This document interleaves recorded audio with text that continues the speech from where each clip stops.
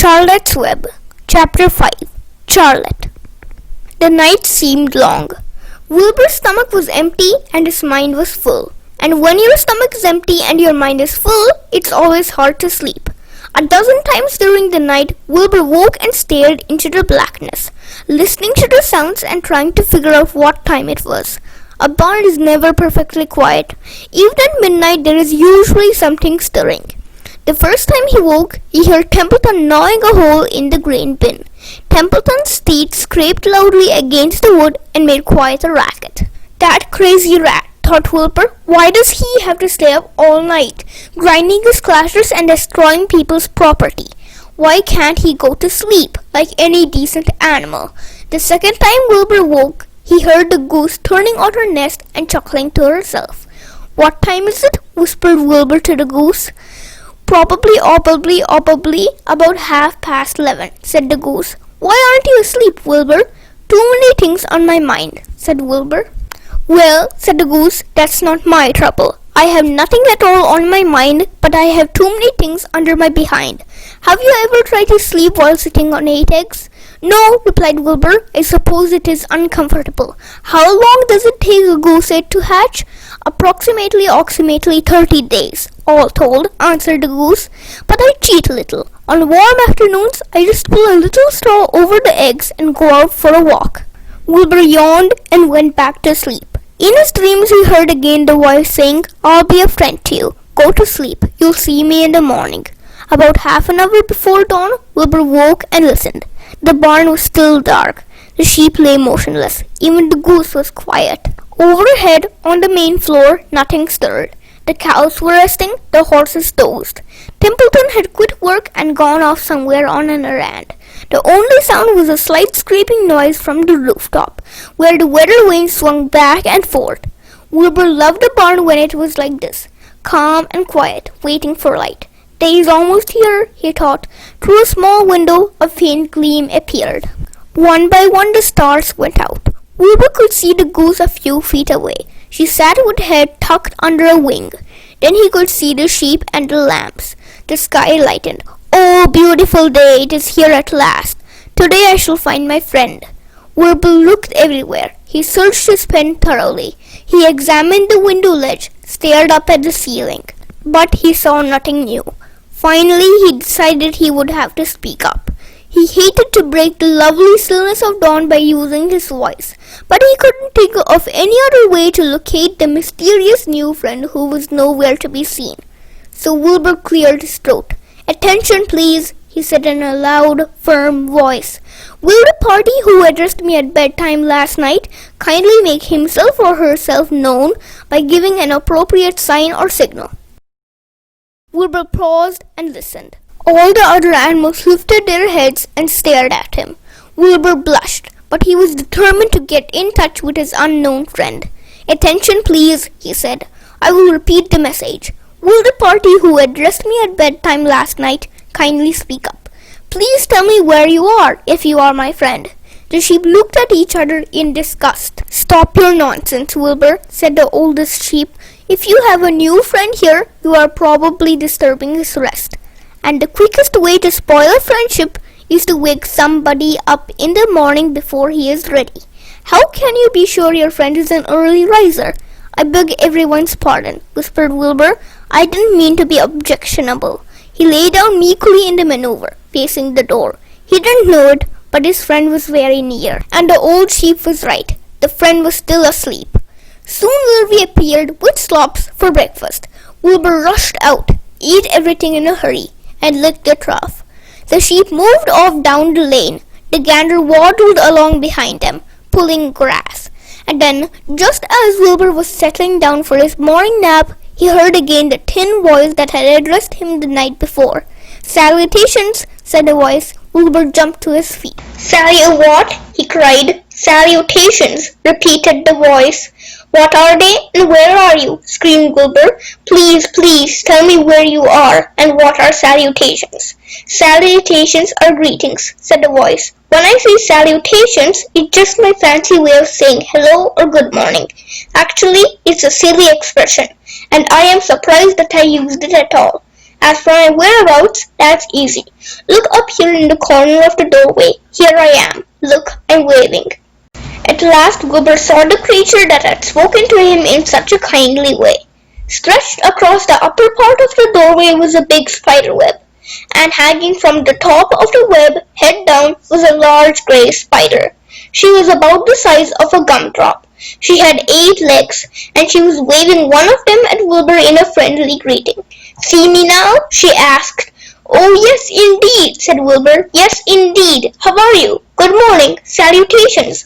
Very pleased to meet you. What is your name, please? May I have your name?" "My name," said the spider, "is Charlotte." "Charlotte what?" asked Wilbur eagerly. "Charlotte Ye Cavatica, but just call me Charlotte." "I think you're beautiful," said Wilbur. "Well, I am pretty," replied Charlotte. "There's no denying that. Almost all spiders are rather nice looking. I'm not as flashy as some, but I'll do. I wish I could see you, Wilbur, as clearly as you can see me." "Why can't you?" asked the pig. "I'm right here." "Yes, but I'm nearsighted," replied Charlotte. "I've always been dreadfully nearsighted. It's good in some ways, not so good in others. Watch me wrap up this fly." A fly that had been crawling along Wilbur's trough had flown up and blundered into the lower part of Charlotte's web and was tangled in the sticky threads. The fly was beating its wings furiously, trying to break loose and free itself. "First," said Charlotte, "I dive at him." She plunged headfirst toward the fly. As she dropped, a tiny silken thread unwound from her rear end. "Next, I wrap him up." She grabbed the fly, threw a few chits of silk around it, and rolled it over and over, wrapping it so that it couldn't move. Wilbur watched in horror. He could hardly believe what he was seeing, and although he detested flies, he was sorry for this one. "There," said Charlotte. "Now I knock him out, so he'll be more comfortable." She bit the fly. "He can't feel a thing now," she remarked. "He'll make a perfect breakfast for me." "You mean you eat flies?" gasped Wilbur. "Certainly. Flies, bugs, grasshoppers, choice beetles, moths, butterflies, tasty cockroaches, gnats, midges, daddy-long-legs, centipedes, mosquitoes, crickets, anything that is careless enough to get caught in my web. I have to live, don't I?" "Why, yes, of course," said Wilbur. "Do they taste good?" "Delicious. Of course, I don't really eat them. I drink them, drink their blood. I love blood," said Charlotte, and her pleasant, thin voice grew even thinner and more pleasant. "Don't say that," groaned Wilbur. "Please don't say things like that." "Why not? It's true, and I have to say what's true. I am not entirely happy about my diet of flies and bugs, but it's the way I'm made. A spider has to pick up a living somehow or other, and I happen to be a trapper. I just naturally build a web and trap flies and other insects. My mother was a trapper before me. Her mother was a trapper before her. All our family have been trappers. Way back for thousands and thousands of years, we spiders have been laying for flies and bugs." "It's a miserable inheritance," said Wilbur gloomily. He was sad because his new friend was so bloodthirsty. "Yes, it is," agreed Charlotte, "but I can't help it. I don't know how the first spider in the early days of the world happened to think up this fancy idea of spinning a web. But she did, and it was clever of her, too. And since then, all of us spiders have had to work the same trick. It's not a bad pitch, on the whole. It's cruel," replied Wilbur, who did not intend to be argued out of his position. "Well, you can't talk," said Charlotte. "You have your own meals brought to you in a pail. Nobody feeds me. I have to get my own living. I live by my wits. I have to be sharp and clever, lest I go hungry. I have to think things out, catch what I can, take what comes. And it just so happens, my friend, that what comes is flies and insects and bugs. And furthermore," said Charlotte, shaking one of her legs, "do you realize that if I didn't catch bugs and eat them, bugs would increase and multiply and get so numerous that they'd destroy the earth, wipe out everything?" "Really?" said Wilbur. "I wouldn't want that to happen. Perhaps your web is a good thing after all." The goose had been listening to this conversation and chuckling to herself. "There are a lot of things Wilbur doesn't know about life," she thought. "He's really a very innocent little pig. He doesn't even know what's going to happen to him around Christmas time. He has no idea that Mr. Zuckerman and Lurvy are plotting to kill him. and the goose raised herself a bit and poked her eggs a little further under her so that they would receive the full heat from her warm body and soft feathers. Charlotte stood quietly over the fly, preparing to eat it. Wilbur lay down and closed his eyes. He was tired from his wakeful night and from the excitement of meeting someone for the first time. A breeze brought him the smell of clover, the sweet-smelling world beyond his fence. Well, he thought, I've got a new friend all right. But what a gamble friendship is! Charlotte is fierce, brutal, scheming, bloodthirsty. Everything I don't like.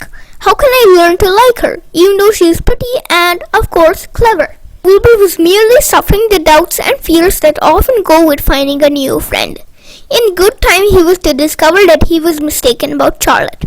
Underneath her rather bold and cruel exterior, she had a kind heart, and she was to prove loyal and true to the very end.